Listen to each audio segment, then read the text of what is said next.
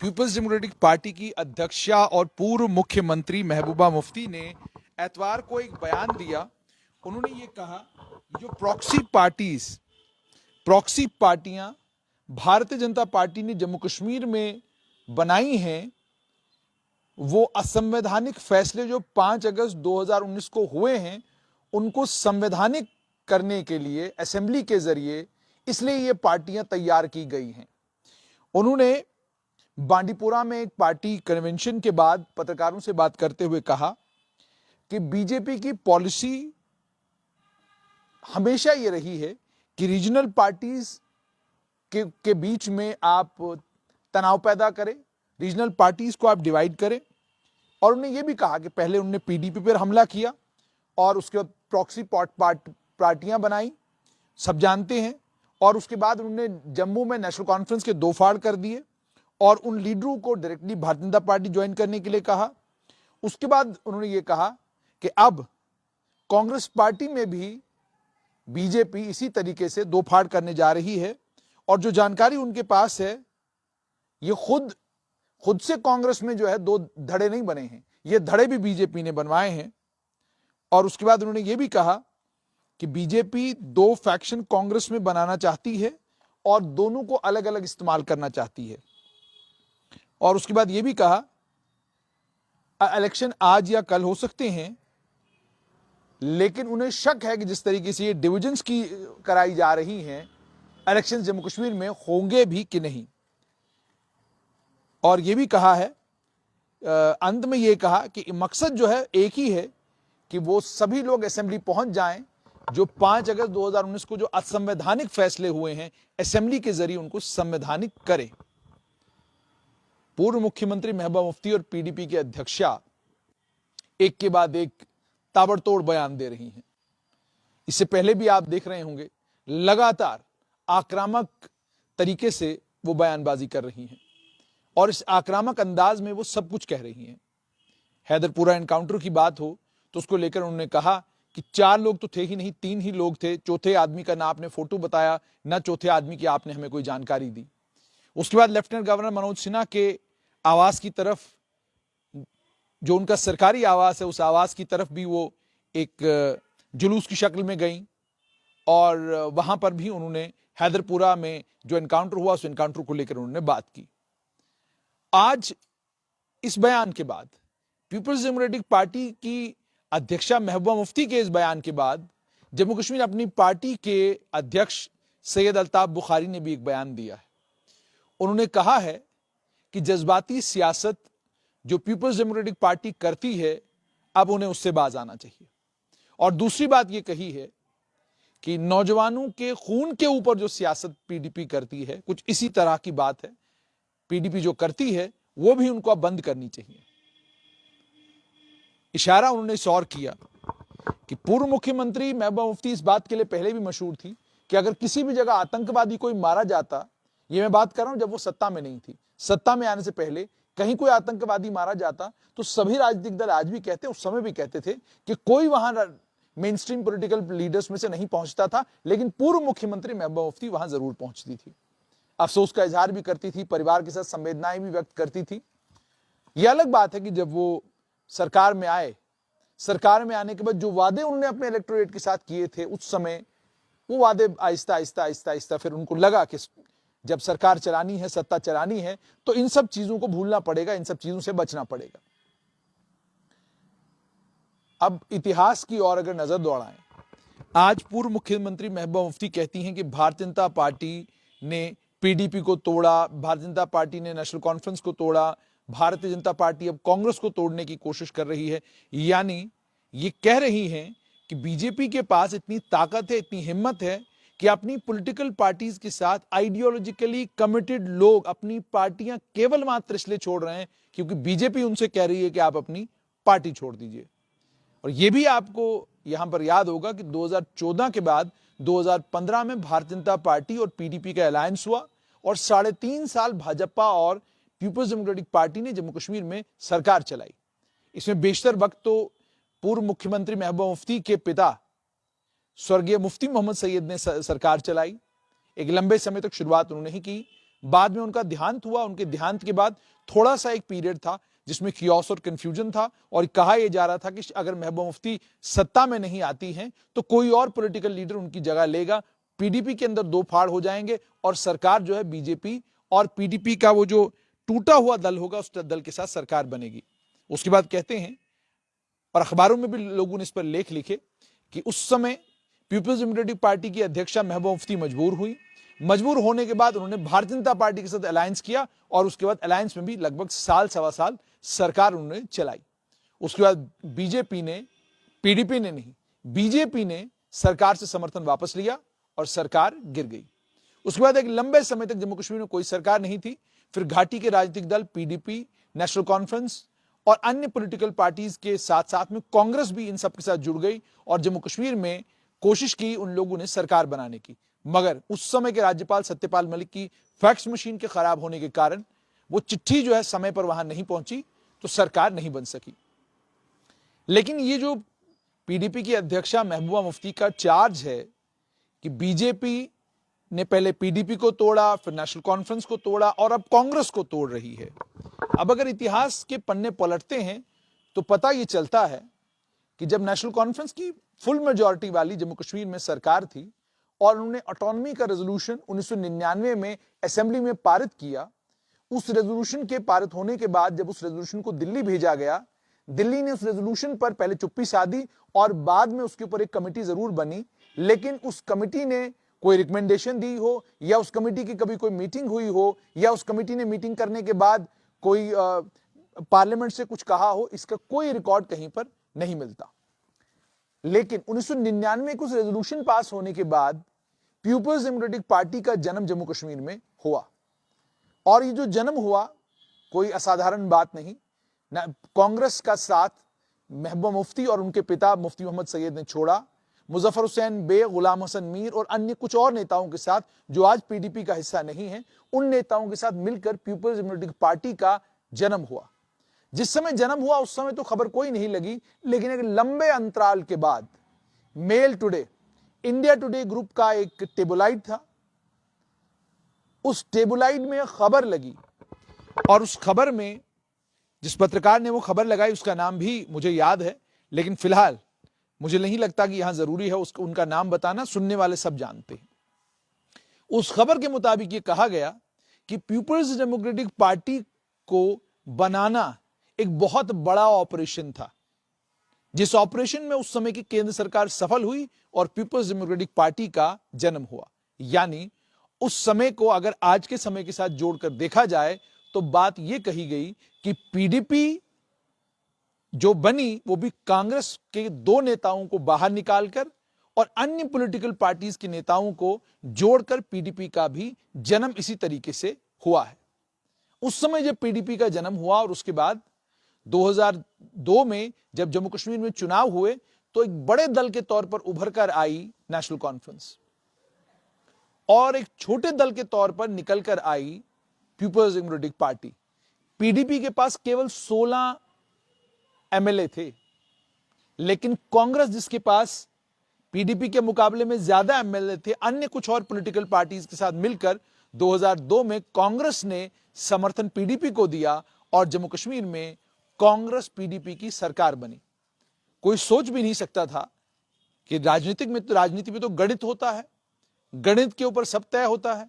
इसमें कोई शक नहीं कि नेशनल कॉन्फ्रेंस बीजेपी का एलाय पार्टनर रह चुका था 1996 से लेकर 2002 तक। 6 साल तक नेशनल कॉन्फ्रेंस बीजेपी का अलायंस पार्टनर था, लेकिन सत्ता में आने के लिए, सत्ता पर काबिज होने के लिए कांग्रेस नेशनल कॉन्फ्रेंस के साथ भी समझौता कर सकती थी और आंकड़े साफ तौर पर ये बताते थे कि घाटी का मैंडेट जो है बड़ी मात्रा में नेशनल कॉन्फ्रेंस के पास था।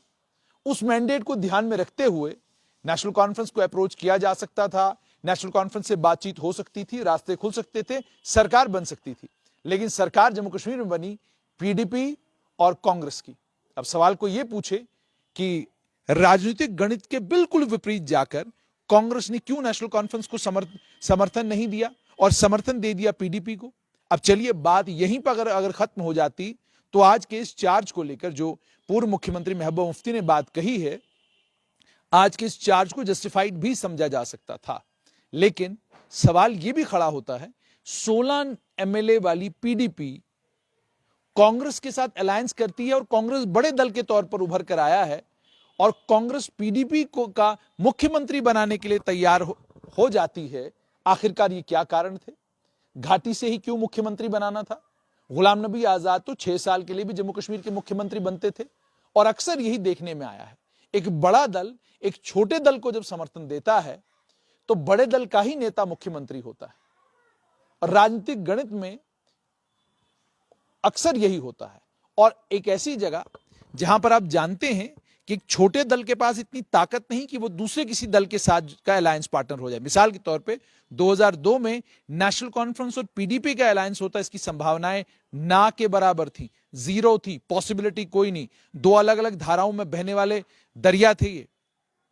और उसके बाद पीडीपी का जन्म 1999 में जब हुआ, ये जन्म इसीलिए हुआ था क्योंकि एक लंबे समय से जम्मू कश्मीर में अलग अलग राजनीतिक दल, चाहे वो अब्दुल गनी लोन का राजनीतिक दल था, सैयद अली शाह गिलानी का राजनीतिक दल था या कोई भी राजनीतिक दल था, उनकी कोशिश अक्सर जम्मू कश्मीर में एक लंबे समय तक रही कि एक विपक्ष की मजबूत पार्टी जम्मू कश्मीर में खड़ी हो जो नेशनल कॉन्फ्रेंस को धराशायी करे और जम्मू कश्मीर में अपनी सरकार बनाए। ये एक लंबे समय तक जम्मू कश्मीर में कोशिश रही, लेकिन विपक्ष कभी जम्मू कश्मीर में मजबूत हो नहीं पाया, या यूं कहिए विपक्ष को कभी जम्मू कश्मीर में मजबूत होने नहीं दिया गया। अब विपक्ष चूंकि जम्मू कश्मीर में मजबूत नहीं था तो इस विपक्ष को क्रिएट करने का काम, इस विपक्ष को जम्मू कश्मीर में बनाने का काम 1999 में हुआ, जब मुफ्ती मोहम्मद सैयद ने महबूबा मुफ्ती, मुजफ्फर हुसैन बेग, गुलाम हसन मीर और अन्य कई और लीडरों के साथ मिलकर पीपल्स डेमोक्रेटिक पार्टी की बुनियाद डाली और पीडीपी का जन्म हुआ। और जन्म होने के बाद कोई भी पॉलिटिकल पार्टी तब तक कामयाब पॉलिटिकल पार्टी नहीं हो सकती जब तक केंद्र का समर्थन उस पॉलिटिकल पार्टी को जम्मू कश्मीर में हासिल ना हो।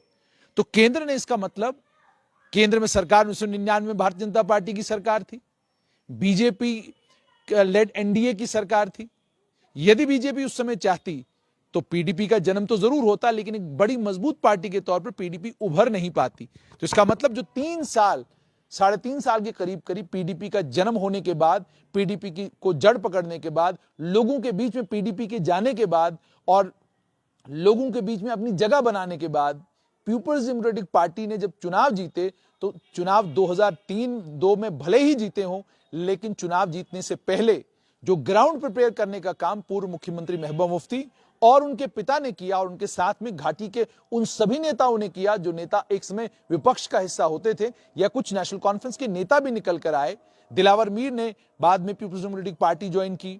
उसके अलावा अन्य कई और नेता हैं जिन नेताओं ने पीडीपी का हाथ थामा। उनमें कई ऐसे नेता भी थे जिनके अलगाववादी और आतंकवादी संगठनों के साथ रिश्ते थे। उन लोगों ने भी अपनी पार्टियां छोड़ी, अलगाववादियों का साथ छोड़ा और main stream political party PDP में वो आ गए। तो यानी 3 साल तक पीडीपी की जब बुनियाद डली, पीडीपी जब मजबूत हुई, पीडीपी जब एक पॉलिटिकल पार्टी बनी, तो 3 साल तक इसको पॉलिटिकल पार्टी के रूप में, पॉलिटिकल पार्टी का जब इसको रूप मिला तो ये रूप सारे का सारा उस समय भारतीय जनता पार्टी की एनडीए सरकार में मिला।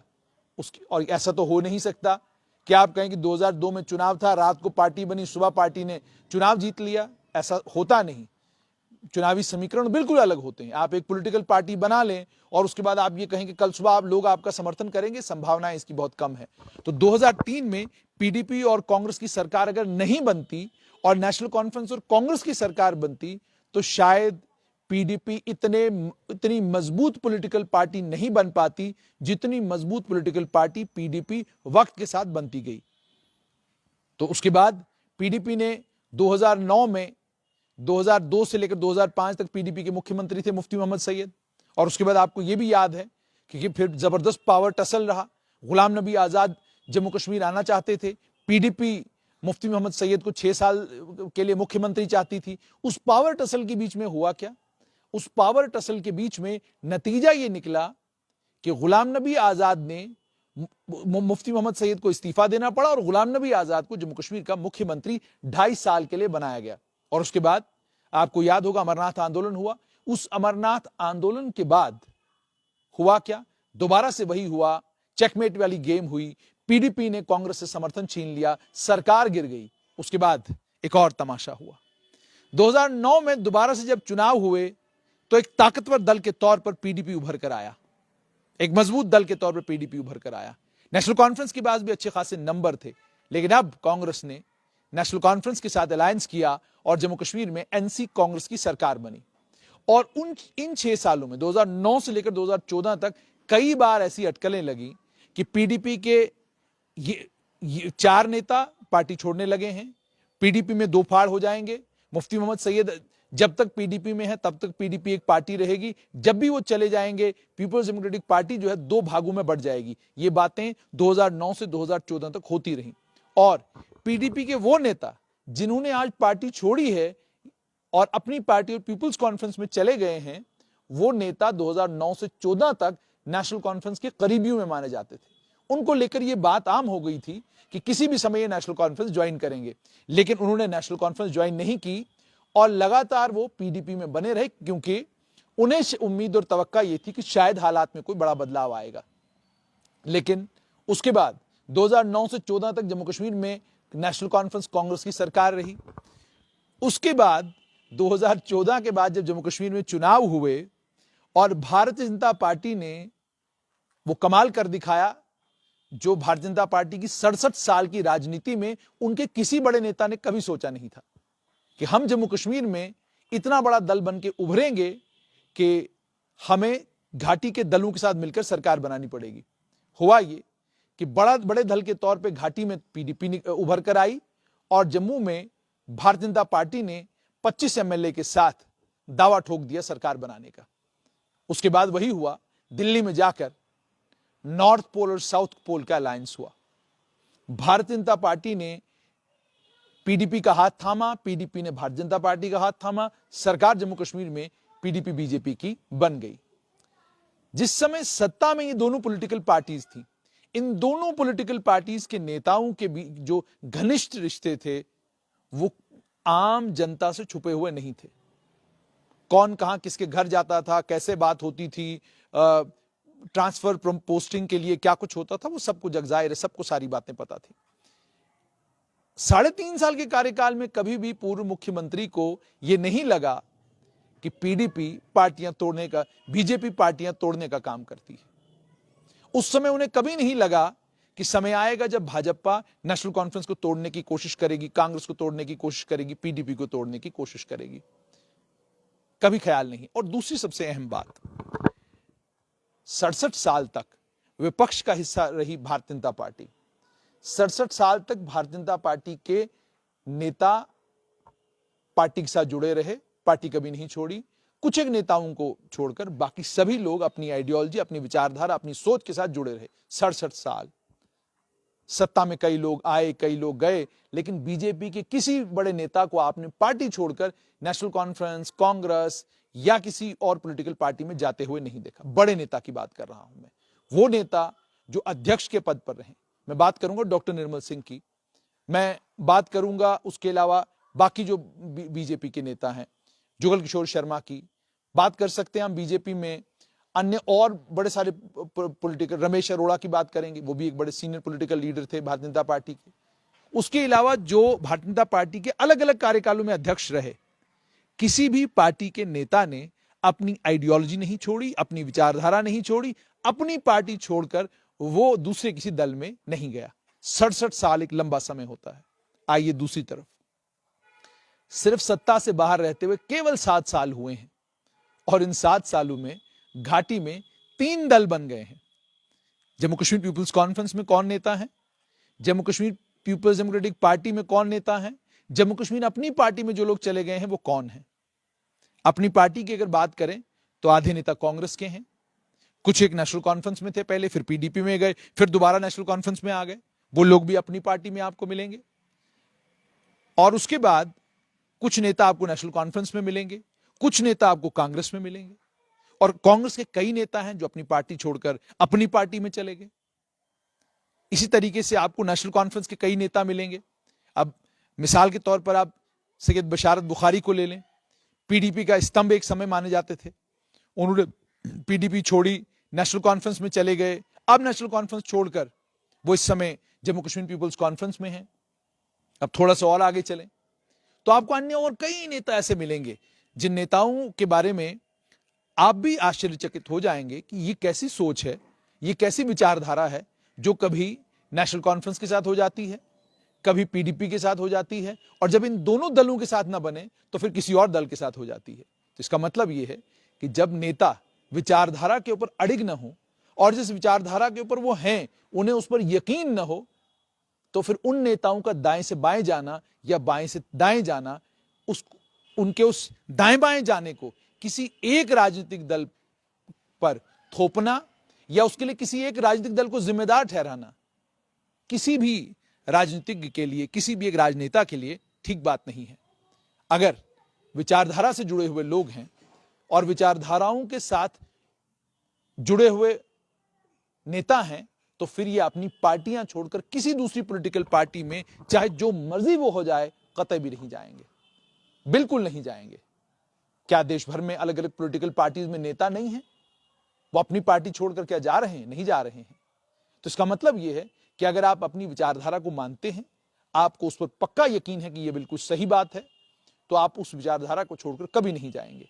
अगर आपको लगता है कि ये सोच, ये विचार जिसके साथ मैं चल रहा हूं, ये मेरे बस का नहीं है, ये कंफ्यूजन और क्योस है, इस तरह की राजनीति चलेगी नहीं, इस तरह की राजनीति से हमारे लोगों का भला नहीं हो सकता, इस तरह की राजनीति से कश्मीर घाटी के अंदर बदलाव नहीं आ सकता, इस तरह की राजनीति से कश्मीर घाटी के अंदर अमन शांति की हवाएं नहीं चल सकती हैं, तो फिर आप कंफ्यूजन में रहते हैं और अपनी पार्टी छोड़कर दूसरी में, दूसरी पार्टी छोड़कर तीसरी में, तीसरी पार्टी छोड़कर चौथी में। जैसे मैंने कहा कि अब तो सुनने में यह आ रहा है कि अपनी पार्टी के कुछ नेता पार्टी से निकलकर गुलाम नबी आजाद की कश्ती में सवार होना चाहते हैं। हालांकि उन्होंने कश्ती अभी तैयार नहीं की है, लेकिन इशारा दे दिया है उन लोगों ने।